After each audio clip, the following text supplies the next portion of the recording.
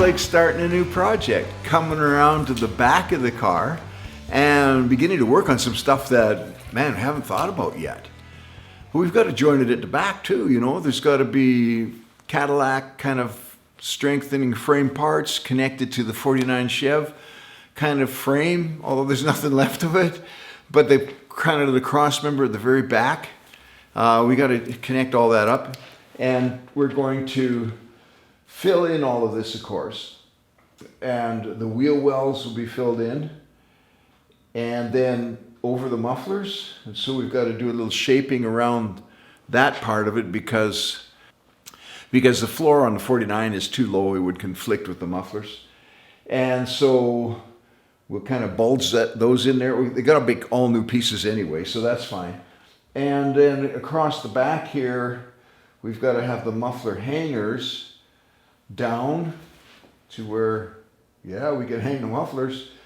And then fill all of that in, and that's going to be quite a challenge. So we'll measure it up and estimate what we need to do. And then I'm going to lift the 49 body off and put some rough metal in place for the fender wells on connected to the Cadillac, set the 49 Chev back on it again, and then we can trace where they need to be cut.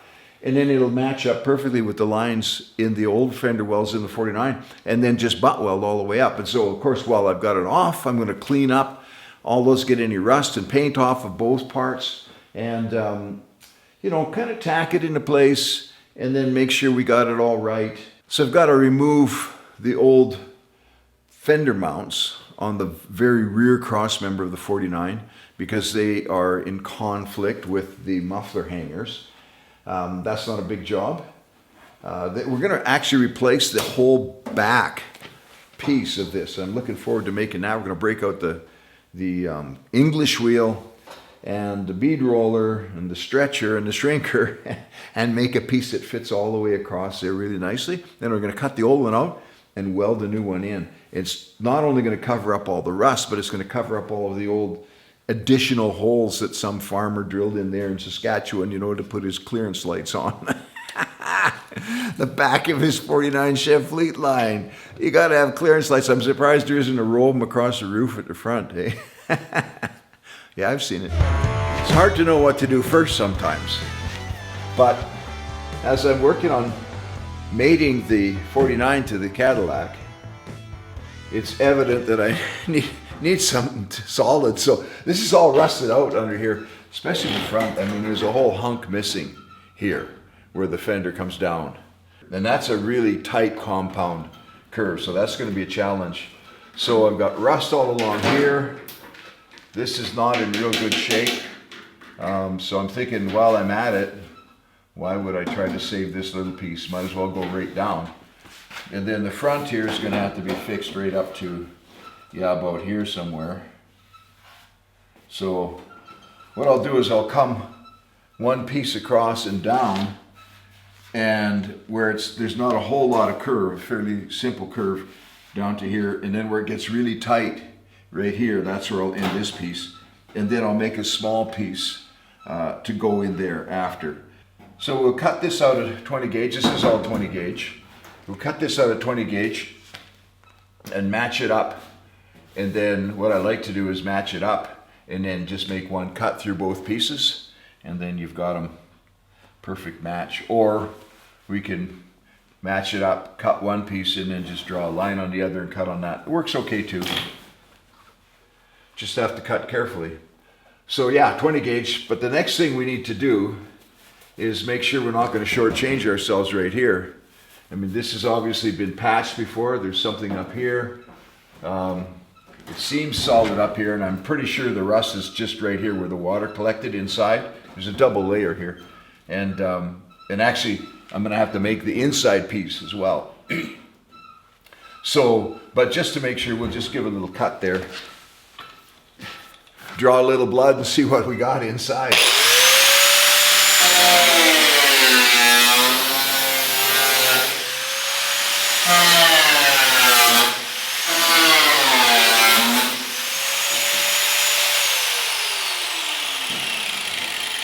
Yeah, it's okay. We've just got adjust here.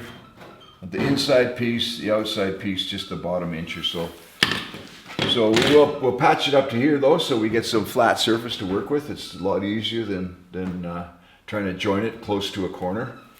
This is what the inside looks like. It has this cover over it, just bolted on. This side here, I've got the cover off, and so you can see through the bottom here. So yeah, this is a double layer right to here. Down, this piece here all comes down to there and curves up inside here. So that's why water collects there, because it's double layered. And you could just buy all these parts, all these body panels. You know, you can buy the whole inside fender well. But of course that wouldn't do us much good, because this right here is where the Cadillac's going to join, this line right here. So, you know, if we bought new ones, we would just be cutting them up anyway. So that's what that's going to be. So we'll repair that. We get to the back here. It's going to take a fair amount of cutting out. I don't know what to do with all this. This is the old gas filler thing. That's going to all go, and I'm going to flush fit that on the outside. And so here's the challenges, though. If you don't want to just cut out all the bad stuff and then start repairing it, because then you don't know where the new stuff goes. So we're going to kind of do it one at a time, piece at a time. We'll get that fender piece finished, and then we'll know where we can, where this is going to go. Because the great thing about having this hoist and everything, I can just pop it on and off of this Cadillac, and then check what goes where. Okay, so this is where the fender well is going to match up, and it doesn't really match up, but it's not going to be difficult. So, piece at a time.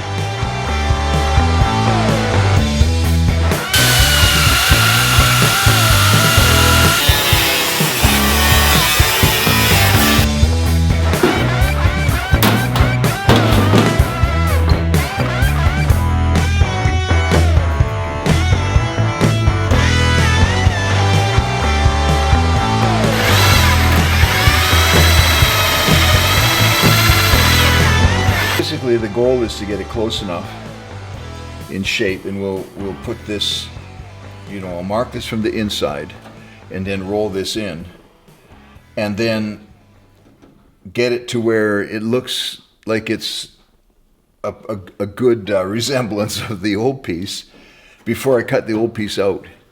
And then I'll cut the old piece out, and that should fit in there, and we'll weld it. And so I discovered I always try to bite off too big of a hunk, right? And so this whole thing, fender patch to go from the front here right to the back, was too big to handle. And so I cut it in a place where it's going to be really easy to weld and join. And here's the measure, here's the decider, is that it's easier for me to work on 3 small pieces and join a little bit there than it is to fuss with this whole big piece and try to get it all right. Because there's always something you got to go back and adjust. So here's the back piece. I've got to finish rolling it a little bit and bringing that around. So that'll get done as one piece. A lot easier to handle when it's this size, right? And then the real reason that I goofed up was that because this was all rusted out here and there was Bondo in there and stuff, the actual fender opening was bulged down here.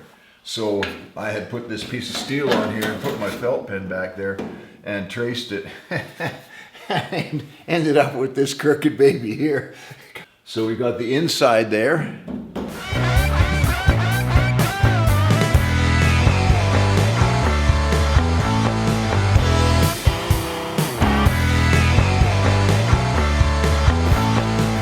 Okay, I've cut the front panel for that part of the left rear fender, and started to roll it with the English wheel. The deal with the English wheel is it's compressing the metal and causing expansion, okay? So basically it's making your steel bulge wherever you roll it. So when you're rolling, you don't want to think in terms of this wheel is bending the steel. It's actually bulging it, and that's how you get compound curves. So we want this to bubble out right? And back in again at the front. And so we'll roll it in the area that we want it to bubble out. And then I usually put some arrows and stuff. Now the bending like this, just bend it. You don't use the wheel for that. Okay, so you bend it and kind of get it to the point where you can see where you're going. On the other side here, I've got marks where this is going to be bead rolled. Now, to bead roll something with these kind of curves, you actually will mess it all up. So probably what I'll do is the parts that are just straight, they'll be bead rolled. The parts like this, I'll probably actually cut them and weld them, and to make a nice smooth curve. So that's the plan. That's the point, is to roll this in the area that you want it to be bulged out at. And I've been rolling this for a while. Not much is happening, so I'm going to just increase the tension on the bead roller, or on the wheel, the English wheel, the wheel from England. And you got to watch it, do a little bit as you go, and then kind of compare it to the old steel, because you don't want to end up with a bulge that you can't take out. Can't go backwards. So take your time, don't be in a hurry. If you want to do stuff in a hurry, you better just order, you know, a fender from some shop online or whatever. And actually, that's a pretty nice way to do it. A stamped fender, boom, and she's the perfect shape. That's a little bit better. But in the meantime, this is the do-it-yourself method. I can't imagine these guys that'll build a whole car, right? Like, oh man, by the time you're done, you'd be an excellent English wheel master. And maybe that's what I need to do. I know, back in the day, we'd just build them out of fiberglass. You can still do that too. That's pretty nice, actually. But there's something fascinating about this, though, isn't there? The whole bead rolling thing. Steel, and a lot of guys doing it with aluminum, which would be fun. I'm just not trying to expand my repertoire that much at this point, because I'm just fixing steel bodies. But aluminum looks like a lot of fun as well. And then, you know, TIG welding it together. So the point with the measuring is you kind of figure out what parts need to be bulged more, and I just use felt pen marks on there to kind of get them to do that. And starting to get some bulge here now that I put a little more pressure on.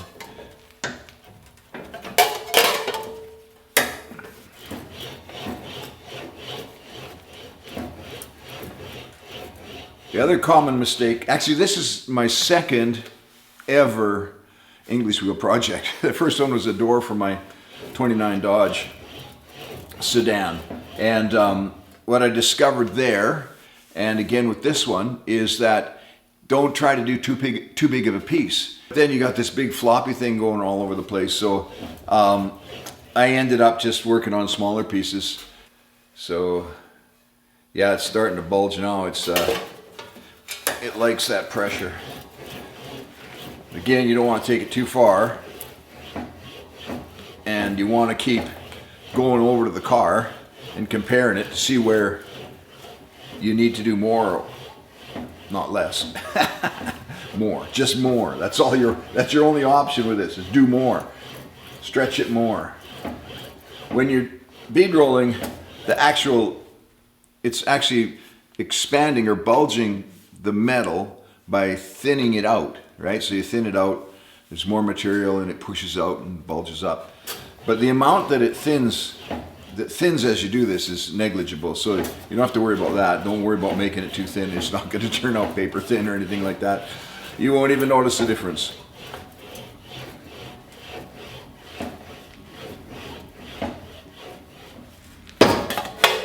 Off to check. See the curve showing up there now.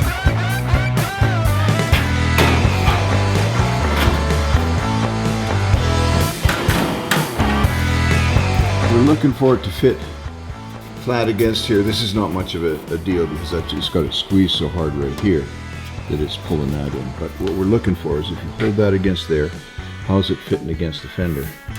And it's good. So right about there we've got probably about a 3/16 of a gap.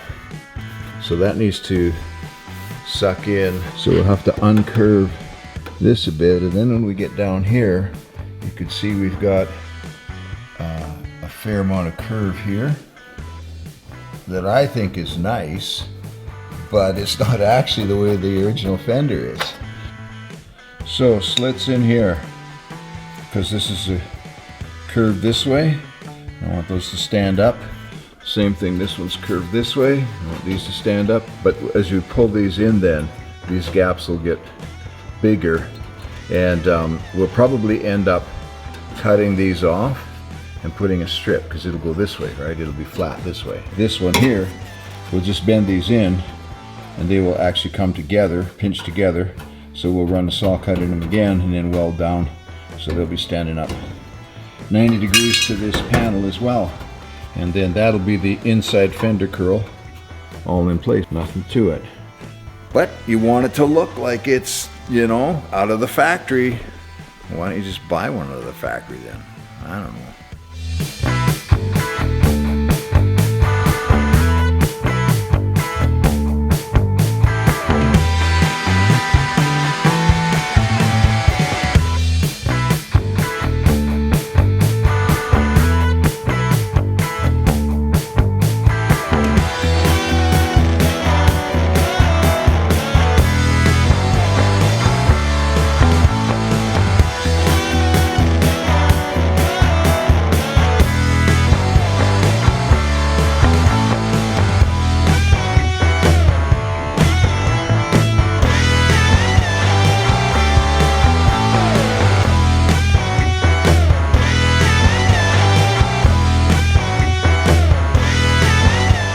One more thing is that